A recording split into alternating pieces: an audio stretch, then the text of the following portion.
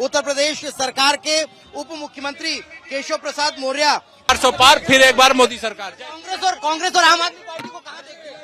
सपा देखता हूँ, सपा, बसपा, कांग्रेस, आम आदमी पार्टी सब सपा है। सपा लगातार मेरठ लोकसभा सीट के प्रत्याशी अरुण गोविल, यानी आप ये कह लीजिए कि मर्यादा पुरुषोत्तम भगवान श्री राम के पात्र को निभाने वाले अरुण गोविल इस वक्त आपको रथ पर नजर आ रहे हैं। नामांकन रैली जो है वो उनकी आपको देखने को मिल रही है। साथ में भारतीय जनता पार्टी उत्तर प्रदेश सरकार के उप मुख्यमंत्री केशव प्रसाद मौर्य नजर आ रहे हैं। आपको बता दें ये जो यात्रा है वो शुभकामना बैंकेट हॉल से शुरू होते हुए सेंट्रल मार्केट, नई सड़क, गांधी आश्रम, हापुड़ अड्डा, इंदिरा चौक होते हुए और अंबेडकर चौराहा कचहरी पहुंचेंगी। तो इस यात्रा में अरुण गोविल के साथ भारतीय जनता पार्टी के तमाम कार्यकर्ता जो हैं वो शिरकत करते हुए नजर आ रहे हैं। तस्वीरों में आप देख सकते हैं भारी संख्या में जनसैलाब जो है वो यहाँ पर देखने को मिल रहा है और बड़ी संख्या में कार्यकर्ताओं का हुजूम इस रैली में शामिल हुआ है। अरुण गोविल आज अपना नामांकन दाखिल कर चुके हैं और आपको बता दें कि लोकसभा प्रत्याशी के तौर पर मेरठ सीट से चुनाव मैदान में उतरे हुए हैं। हाल ही में अभी उन्होंने जनसभा को संबोधित करते हुए इस बात का जिक्र किया और कहा कि जैसे प्रभु श्री रामलला की घर वापसी हुई, ठीक वैसे ही उनकी भी मेरठ में घर वापसी हुई है। अब उन्होंने आम मेरठ की जनता से अपील की है कि भारी से भारी मतों के साथ विजयी बनाने के लिए वो यहाँ पहुंचे हुए हैं और केंद्र सरकार के हाथ मजबूत वे मेरठ की जनता के सहयोग से करते हुए नजर आने वाले हैं। दिन भी कम है, इसमें बहुत सारा काम करना होगा, जनसंपर्क करना होगा, कार्यकर्ताओं से मिलना है, कार्यकर्ताओं को उत्साहित करना है। ये बहुत सारे काम है जो करने होते हैं, पर खाली हमें एक ही बात का ध्यान रखना है बस इसमें कि हमारे परम आदरणीय प्रधानमंत्री उन्होंने जो 400 के पार का आंकड़ा दिया है वो कोई भी काम ऐसे ही नहीं करते, उनके कोई भी शब्द ऐसे ही नहीं निकालते वो मुंह से। अगर उन्होंने 400 के पार का आंकड़ा दिया है तो उसका कुछ अर्थ है। ये ऐसे ही नहीं कि नंबर्स बढ़ जाए इसलिए नहीं दिया उन्होंने ये आंकड़ा, उसके पीछे उनकी कोई सोच रही होगी, कोई लक्ष्य रहा होगा। हम सबको मिलकर उस लक्ष्य को पूरा करना है। और जहां तक इस लोकसभा का प्रश्न है, जिस तरह से रामलला की प्राण प्रतिष्ठा हुई परमादरणीय मोदी जी के, परमादरणीय योगी जी के और सभी कार्यकर्ताओं के सहयोग से रामलला इतने वर्षों के बाद अपने घर में पधारे, उसी तरह से ये एक संयोग कहें हम इसे या हम एक सोच कहें, एक वैचारिक सोच कहें कि जिस व्यक्ति ने राम का चरित्र निभाया उस व्यक्ति को भी घर वापसी हुई है आज उसके घर में। ये बात भी हमें सोचनी है। ये अपने आप में एक संयोग भी है और वैचारिक सोच भी है। मैं मेरठ में जन्म हुआ मेरा, मेरठ में मैं पला बड़ा हूं, मेरठ में से मैंने पढ़ाई की है।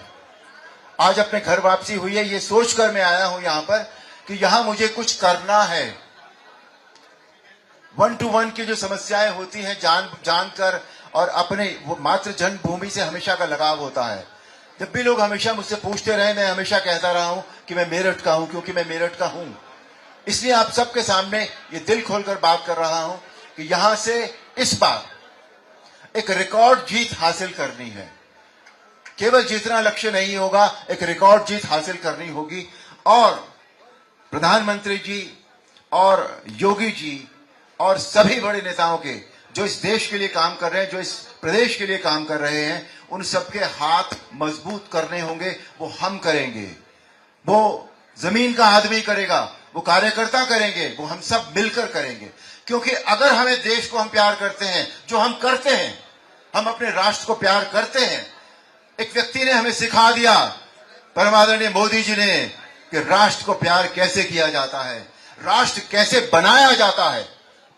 हमें उनके लक्ष्य को उनके साथ मिलकर पूरा करना है, सहयोग करना है। और सहयोग जमीन से होता है, एक एक व्यक्ति से सहयोग होता है। एक एक ईंट से घर ऐसे ही नहीं बन जाता, एक एक ईंट होती है, उसमें सीमेंट लगता है, चूना लगता है या गारा जो भी लगता है, वो सब जो होता है वो हमारी भावनाएं होती है, हमारी सोच होती है, हमारी देश के प्रति हमारा कर्तव्य होता है। तो हम ये वादा करें, ये संकल्प लें कि हम अपने इस लोकसभा में जमकर मेहनत करेंगे, जमकर परिश्रम करेंगे, इस चुनाव के लिए बहुत अच्छे रिजल्ट्स हासिल करेंगे, ताकि सबको पता लगे। आज पूरे देश की निगाह इस पर है, क्योंकि अरुण गोविल को यहां से प्रत्याशी बनाया गया है। राम, आज जब मुझे देखते हैं, आप भी देखते हैं, आप भी कहते हैं जय श्री राम, जय श्री राम।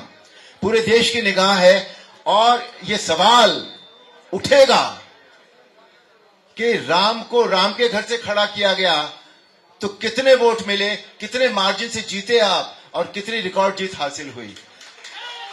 देखिए, इस बार अगर ये कम हुआ तो जवाब देना होगा हम सबको। हमसे पूछा जाएगा ये सवाल कि क्यों, क्या हमारी श्री राम में आस्था में कोई कमी थी? नहीं, हमारी आस्था में भी कमी नहीं है, हमारे श्रम में कमी नहीं है, हमारे परिश्रम में कमी नहीं है। हम ये करेंगे और जरूर करेंगे, इस देश के लिए करेंगे, इस प्रदेश के लिए करेंगे और इस शहर के लिए करेंगे। जय श्री राम, भारत माता की जय, वंदे मातरम। 400 पार, फिर एक बार मोदी सरकार। कांग्रेस और आम आदमी पार्टी को कहां देखते हैं? सपा देखता हूँ, सपा, बसपा, कांग्रेस, आम आदमी पार्टी सब सपा है। सपा लगातार टिकट बदल रही है।